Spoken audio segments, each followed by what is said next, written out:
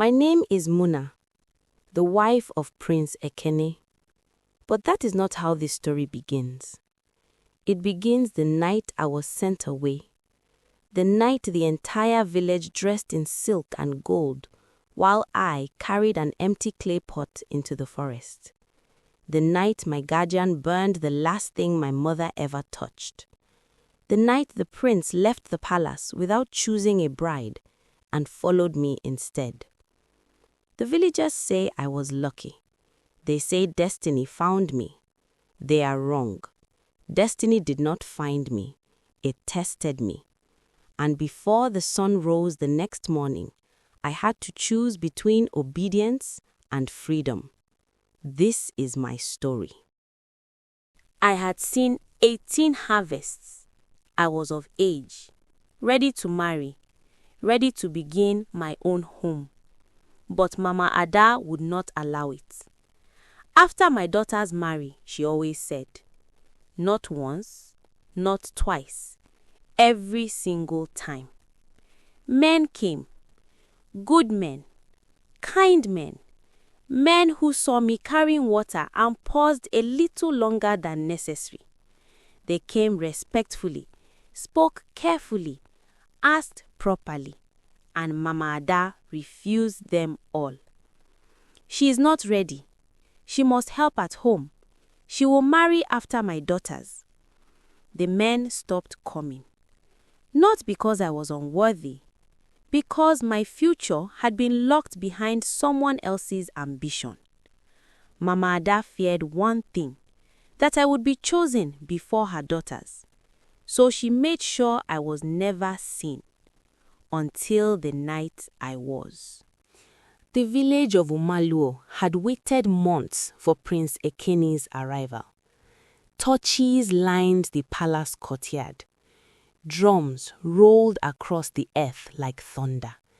Every daughter of age prepared herself. Every mother whispered advice. Every father imagined alliances, except me. Mama Ada stood in our hut wearing deep crimson silk. Her daughters shimmered in gold, and I knelt beside a dying fire. There is no firewood, she said calmly, and the water pot is empty. She placed the clay pot in front of me. You will go to the forest, to the stream, tonight, when everyone else was at the palace. It was not an errand. It was exile. Then she opened the wooden chest, removed the azure silk my mother once owned, the last memory of her hands. I knew what she would do before she did it. She held it above the flame. I begged. She did not hesitate. The silk burned quickly, blue to black, memory to ash. Take your pot, she said calmly, and I left. I did not know I was being watched. Earlier that evening, Prince Ekene had left the palace quietly. He wanted air. He wanted space. He wanted truth. And that was when he saw me, walking alone, carrying an empty clay pot, moving away from celebration, while everyone else moved toward it. It troubled him, not because I was beautiful, because I was absent. So he followed, not as prince, as man. He stayed behind the trees while I filled my pot at the stream. He watched as I gathered firewood alone in the dark. He waited until I was nearly finished before stepping forward. You should not be here, he said.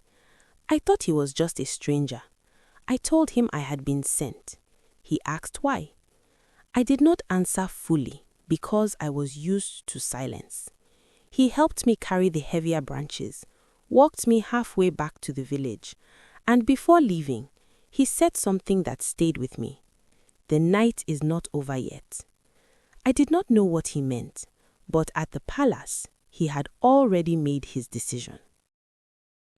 Mama Ada and her daughters returned from the palace tense and disappointed. Prince Ekene had not chosen anyone. The drums had stopped without conclusion. The celebration had ended in confusion. Mama Ada was restless. She sensed something shifting. Then came the knock, firm, certain. She opened the door with confidence and fell to her knees.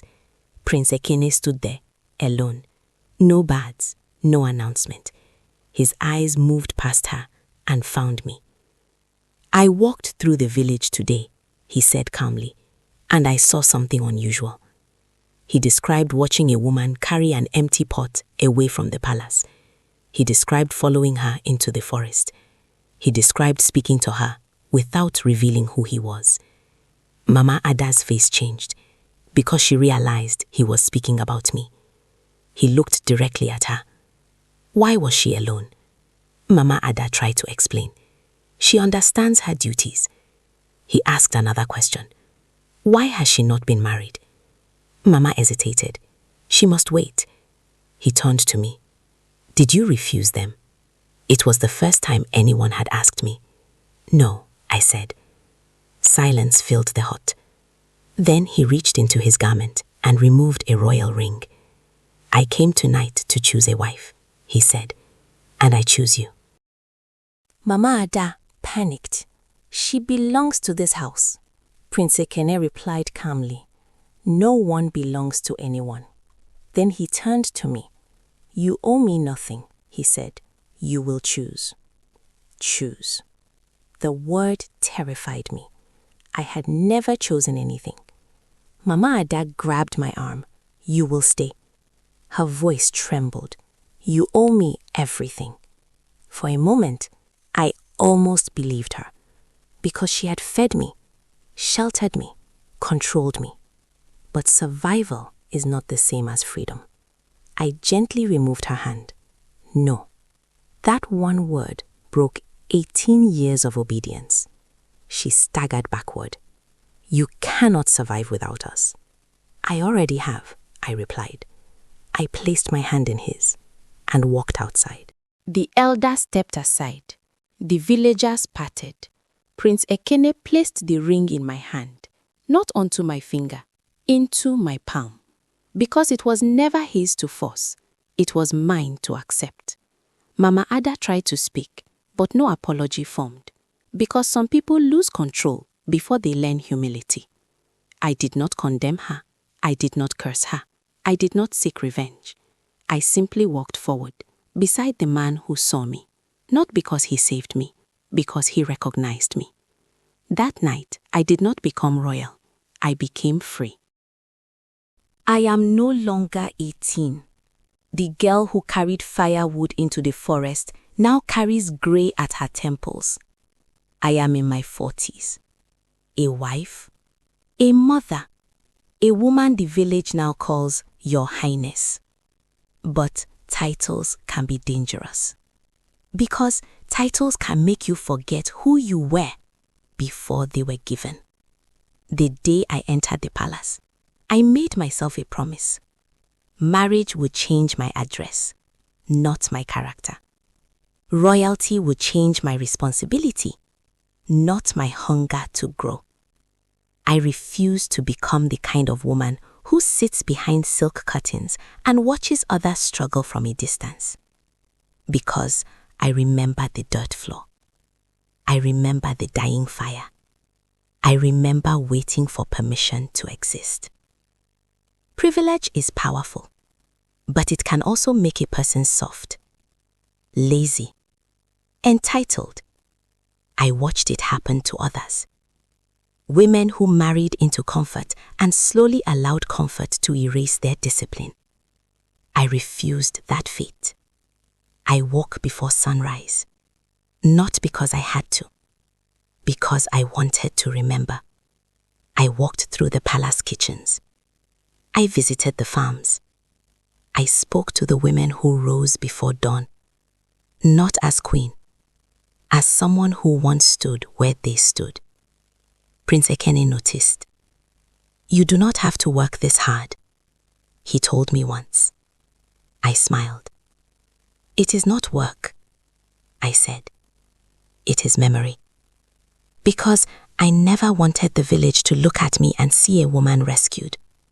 I wanted them to see a woman who rose. There is a difference, and it matters.